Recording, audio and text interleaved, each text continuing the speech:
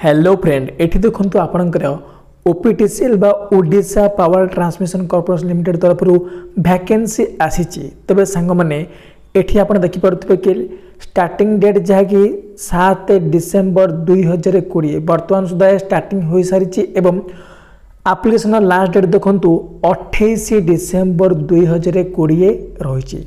तबे एठी देखंतु आपणकर वैकेंसी जहा कि मैनेजमेंट ट्रेनी जहा कि आपणकर रहिची।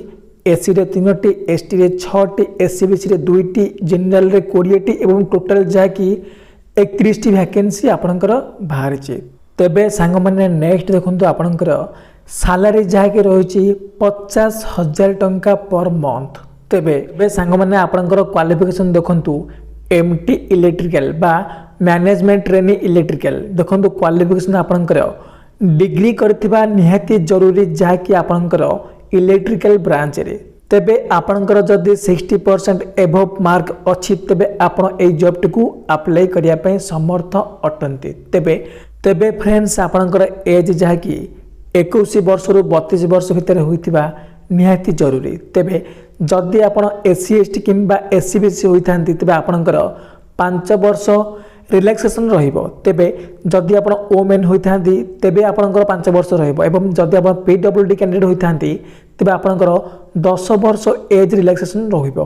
तेबे सांग माने आपनको मु एई जॉब टिरो नोटिफिकेशन लिंक जाय कि देई देछि डिस्क्रिप्शन रे। आपण डायरेक्ट से डिस्क्रिप्शन को जाय कि एई पेज को आसी पारिबे एवं जदि आपण डायरेक्ट आपणकर फोन रे अप्लाई करिया पय चाहंती तेबे आपनको मु लिंक मध्ये डिस्क्रिप्शन रे देई देछि।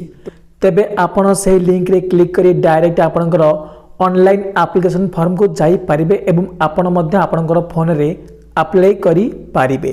तेबे सांग माने आपणकर एप्लिकेशन फी देखंतु जदि आपण जनरल किंबा एससीबीसी कैटेगरी रो होइथांती तेबे आपनको 1000 टंका एप्लिकेशन फी देबाको पड़िबो एवं जदि आपण एससी एसटी पीडब्ल्यूडी कैंडिडेट होइथांती आपनको 500 टंका एप्लिकेशन फी देबाको पड़िबो। तेबे सांग माने एठी केते गुडी जनरल इन्फॉर्मेशन दिया जाय जे आपण ताको भल से पढ़ी आपण आपनकर फोन रे अप्लाई करिया पय चेष्टा करंतु एवं आपण केमिति आपनकर फोन रे अप्लाई करबे ताहा मध्ये एठी दिया जाय छी।